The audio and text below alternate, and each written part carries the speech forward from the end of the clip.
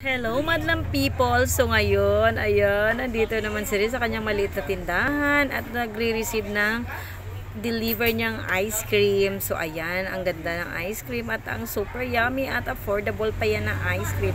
So kaya pala hindi nakakapagtataka, nare-regaluhan ng kutse yung ating kaibigan na si Ray dahil napakasipag naman talaga niya. Deserve niya talaga na magkaroon siya ng regalong kotse. Thank you, Lord. Salamat sa regalo na binigay mo ng aking asawa.